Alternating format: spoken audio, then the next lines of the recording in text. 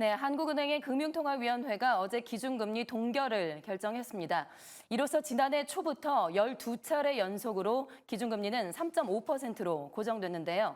한국과 미국의 기준금리 인하 시점은 언제가 될지, 또 인하 폭은 얼마가 될지 보도국의 취재기자와 함께 이야기 나눠보겠습니다. 이정호 기자 나와 있습니다. 어서 오세요. 네, 안녕하세요. 네, 역시나 시장의 예상을 크게 벗어나지는 않았습니다. 벌써 12번째 금리 동결이죠. 네, 그렇습니다. 시장 예상대로 한국은행 금융통화위원회가 어제 기준금리를 또다시 동결했습니다. 지난해 1월에 금리를 3.25%에서 3.5%로 올린 이후로 이달까지 1년 6개월째 금리를 유지를 하고 있는 겁니다. 말씀해 주신 대로 12차례 연속 동결인데요. 이창용 한국은행 총재는 가계부채나 부동산 문제, 또 고환율 등 불확실성이 산재하고 있기 때문에 섣불리 인하 결정을 내리기가 어렵다는 설명을 덧붙였습니다. 특히 수도권 집값 상승을 두고 시장이 너무 앞서 나갔다라고 언급을 하면서 지금 시장에 형성된 금리 인하 기대는 좀 다소 과도한 측면이 있다고 본다면서 우려를 표하기도 했습니다. 그러면서 한은이 유동성을 과도하게 유입한다거나 금리 인하 시점에 대해서 시장에 잘못된 시그널을 줘서 주택가격 상승을 촉발하는 그런 정책 실수는 하지 말아야 한다는데 금통위원 모두가 공감하고 있다고도 덧붙였습니다.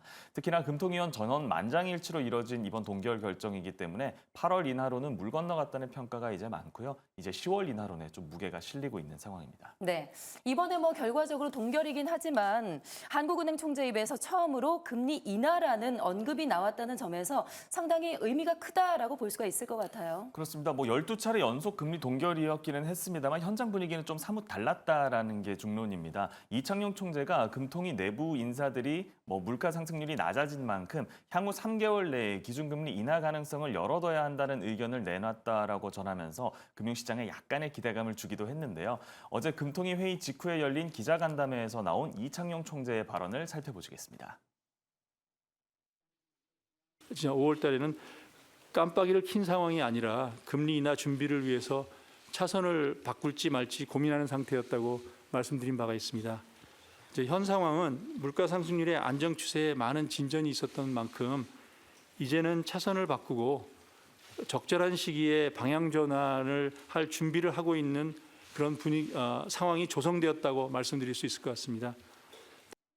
네, 지금 현재는 차선을 바꾸고 적절한 시점에 방향 전환을 준비하는 상황이다. 상당히 쉽게 이렇게 표현을 해주셨는데 금리 동결 결정 이후에 증권사들의 반응 좀 어떻게 나왔는지도 궁금한데요. 금리 동결이라는 것이 시장 기대에 부응했다고 보기는 어렵겠죠. 하지만 시장의 예측에 부합하기는 했습니다. 대부분 전문가들이 금리 동결을 예상했었고 또 그대로 된 만큼 우리 증시는 별다른 동요 없이 어제 장을 마쳤습니다. 그리고 오늘 장 같은 경우는 1% 초반대 코스피가 약세를 보이기는 했습니다만 이건 지난밤에 미국발 기술주 약세 여파에 의한 것으로 풀이되고 있습니다. 네, 한국은행의 기준금리 결정에 있어서 국내 금융시장의 상황도 상당히 중요하지만 우리나라는 특히나 미국의 영향을 받지 않을 수가 없겠죠.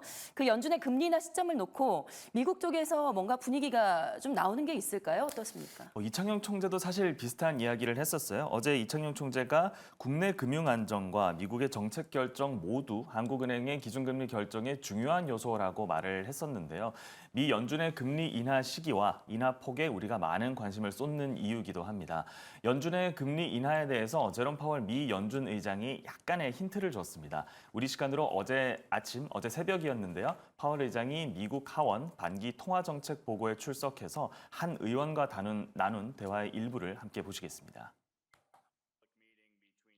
And you've said that you're willing to cut interest rates before reaching the 2% target. Is the decision to cut interest rates going to be driven by reaching a particular target en route to 2%, or is it driven by the overall trajectory of the inflation rate?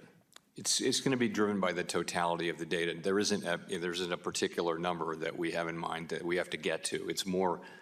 The inflation rate is on a downward trajectory? I do have some confidence of that. I think we've seen that over the past several years. The question is, are we sufficiently confident that it is moving sustainably down to 2%? And I'm not prepared to say that yet. 네, 이 짧은 대화에도 인플레이션이라는 단어가 벌써 3번째 나왔는데 인플레이션을 주로 이야기를 하고 있어요. 그러니까 물가 수준이 금리 결정의 절대적인 요소다라고 볼 수가 있을까요? 물가 수준이 가장 중요한 요소임에는 분명합니다. 그런데 또 가장 절대적이냐라고 한다면 그렇지는 않다라고 답을 드릴 수가 있는데요. 파월 의장도 이날 말한 내용이 그렇습니다. 인플레이션만이 우리가 직면한 유일한 리스크가 아니다라고 말을 하면서 물가뿐만 아니라 노동시장의 과열 그리고 관행각에 대해서도 유심히 지켜보고 결정하겠다라고 말했습니다. 일단 전체적인 데이터를 보겠다라고 앞서 말했던 게 바로 그 뜻이고요. 또 연말에 계획되어 있는 미국 대선이 금리 결정에 영향을 끼칠 것이냐라는 질문에는 정치적인 요소는 고려 대상이 아니라는 대답을 내놨습니다. 네, 자 그렇다면 이런 상황에서 지금 미국의 월스트리트 증권가들이 모여 있는 월가에서는 어떤 분위기가 감지가 되는지 궁금합니다. 그 미국의 금리 인하 시점 그리고 횟수에 대해서는 어떻게 좀 전망이 나오고 있을까요? 월가에서는 금리 인하가 임박했다라고 평가를 하고 있습니다. 특히 이제 9월 인하론에 힘이 들어가고 있는 모습인데요. 다만 그 횟수에 대해서는 의견이 좀 엇갈리는 모습입니다. 올해 연말까지 적게는 1번, 또 많게는 3번까지 금리 인하가 단행될 것이라는 의견들이 나오고 있는데요. 한국은행 뉴욕 사무소에서 2주 전에 내놓은 자료를 정리하면 이와 같습니다.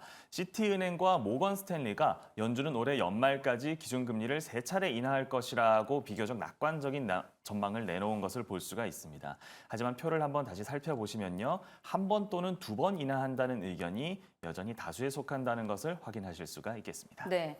그런데 최근에 좀 비가 많이 와서 물가가 다시 오르지 않을까. 그래서 금리 인하에 영향을 받지 않을까 좀 걱정되긴 하는데 이런 변수가 없기를 좀 기대를 해보겠습니다. 그렇습니다. 지금까지 이정호 기자와 함께했습니다. 고맙습니다. 고맙습니다.